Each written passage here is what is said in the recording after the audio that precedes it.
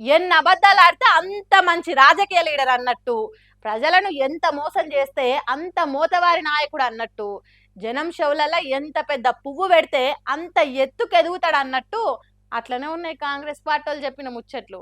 ఇది నేను కాదనేది మాజీ మంత్రి హరీష్ రావు సారు కాంగ్రెస్ పార్టీ వాళ్ళు చెప్పిన ముచ్చట్లు చేసిన పనుల చిట్ట ఇప్పి కుప్పబెట్టి నేనుండ్రోసారి.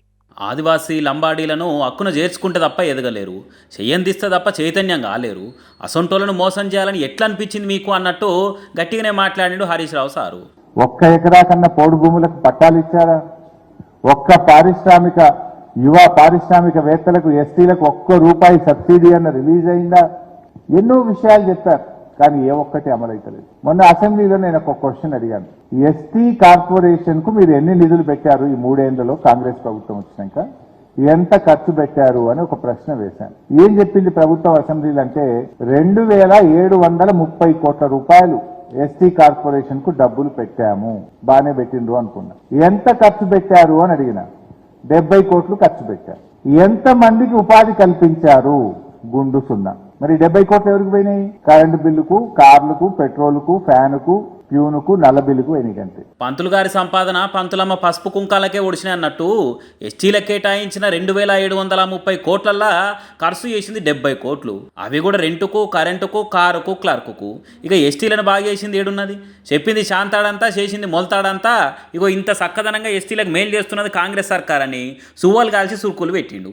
ఇంకెటువంటి మేలు చేసింది రేవంత్ రెడ్డి సర్కార్ అనేది చెప్పుకుంటా 2730 కోట్లు పెడితే ఒక్క మనిషికి కూడా 3 ఏళ్ల ప్రభుత్వంలో సహాయం జరగలేదు. ఒక్క గిరిజన గురుకులం కొత్తగా పెట్టలేదు. ఒక్కరికి ఉపాధి దొరికింది లేనే లేదు. ఏ ఒక్కటి మేనిఫెస్టోలో పెట్టింది అదేమన్నారు? ఎస్సీ ఎస్టీల భూములకు పట్టాలు ఇస్తాం, పట్టా భూములుగా మీకు భూములను చేస్తామని చెప్పింది. అయిందా? కానీ లగచర్లలో ఎస్టీల భూములు గుంజుకొని భూములు ఇయ్యమన్న మా లంబాడి బిడ్డల్ని తీసుకుపోయి జైళ్లలో పెట్టిండ్రు.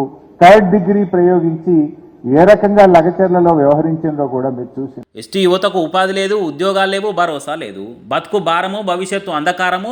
ఎస్టీల మీద సర్కారుకు లేదు మమకారము. పండుగ కొత్త బట్టలు కుట్టిస్తా అని చెప్పి ఉన్న బట్టలు గుంజుకున్నట్టు పట్టాలు ఇస్తామని చెప్పి లగచర్ల కేసులు పెట్టి తిట్టి కొట్టి ఎస్టీలను ఎడిగాకొట్టి చేసిర్రు. ఇగో గింత మేలు చేస్తున్నది కాంగ్రెస్ సర్కార్ ఎస్టీలకు. ₹1 లేదు, 1 ఎకరం పంచలేదు, 1 ఉద్యోగమే లేదు. ఇదే ఆ కాంగ్రెస్ సర్కార్ సక్కదనం అన్నట్టు చెప్పిండు. అట్లనే ఎస్టీ పారిశ్రామికవేత్తలను ఏ తిరిగా చూసుకున్నాడో రేవంత్ రెడ్డి అనేది చెప్పిండు. పారిశ్రామికవేత్తలకు ఎవరికి 1 ఎకరా ఇయ్యలే, కానీ ఆయన తమ్ముడు కొండల రెడ్డికి మాత్రం నేను చూసిండ్రు 200 కోట్ల రూపాయల భూమిని కొండల రెడ్డికి రేవంత్ రెడ్డి గారు ఎట్లా కట్టబెట్టిండ్రో కూడా మనం చూస్తా ఉన్నాం. ఆ ఎవరి భూములు? ఎస్టీల దగ్గర గుంజుకునుడు, తమ్ముడు కొండల రెడ్డికి కట్టబెట్టుడు. అమాయకులను కొట్టాలే, అన్నదమ్ములకు పెట్టాలన్నట్టు చేస్తున్నాడట. అట్లనే కేసీఆర్ సర్కార్ ఎస్టీలకు ఎసొంటి మేలు చేసిందో కూడా గుర్తు చేసిండు. కేసీఆర్ గారు ప్రభుత్వం ఉన్నప్పుడు సీఎం టీ ప్రైడ్ పేరు మీద వేలాది మందికి 100 కోట్ల రూపాయల సబ్సిడీ రిలీజ్ చేసి ప్రభుత్వం పారిశ్రామికవేత్తలుగా తయారు చేసింది. ఎన్నో గురుకుల విద్యాలయాలు ప్రారంభించింది. మహిళా విద్యార్థులు చదువుకోవాలని దేశంలోనే ఫస్ట్ టైం ఎస్టీ మహిళా రెసిడెన్షియల్ డిగ్రీ కాలేజ్ పెట్టింది కూడా ఆనాటి బీఆర్ఎస్ ప్రభుత్వం. భారతదేశంలో ఎక్కడ లేవు ఎస్టీ మహిళా రెసిడెన్షియల్ డిగ్రీ కాలేజీలు కూడా పెట్టడం జరిగింది. అంతేకాకుండా పోడు భూములు 6 లక్షల ఎకరాలకు పోడు భూములకు పట్టాలిచ్చి 3 ఫేజ్ కరెంట్ ఇచ్చి రైతు బంధు ఇచ్చి వాళ్ళను ఓనర్లుగా చేసింది ఆనాటి బీఆర్ఎస్ ప్రభుత్వం. ఇచ్చిన మాట ప్రకారంగా తెలంగాణ ఏర్పడితే గిరిజనులకు రిజర్వేషన్ పెరుగుతుంది. ఆంధ్రప్రదేశ్లో 6% ఉంటే తెలంగాణ రాష్ట్రం ఏర్పడ్డ తర్వాత విద్యా ఉద్యోగాల్లో 10% రిజర్వేషన్ కూడా ఆనాడు బీఆర్ఎస్ ప్రభుత్వం గిరిజనుల కోసం కల్పించిన విషయం కూడా మీకు తెలుసు.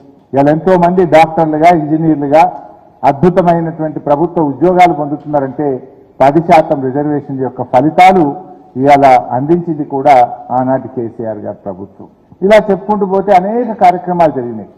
3300 గిరిజన తండాలను గ్రామ పంచాయతీలు చేస్తే ఇవాళ గిరిజన బిడ్డలు ఎంతో మంది సర్పంచులుగా 3300 తండాలకు తమ సొంత గ్రామాలకు వారే సర్పంచులుగా ఈరోజు పనిచేసే అవకాశం కూడా దొరికింది. ఆ తీరుగా బీఆర్ఎస్ సర్కార్ ఆదివాసులను, బంజారా బిడ్డలను కడుపులో పెట్టుకున్నట్టు చూసుకుంటే రేవంత్ రెడ్డి వచ్చినాక మన బతుకులను రేవో తావు లేకుండా చేస్తున్నాడని గట్టిగానే గరమైండు. సిద్దిపేటలో జరిగిన tribal Indian chamber of commerce and industry అనే మీటింగ్ లా కాంగ్రెస్ సర్కార్ కానకుండా ఎస్టీలను ఏ తిరిగా తిప్పలు పెడుతున్నదో ఇట్లా చెప్పుకొచ్చిందిగా.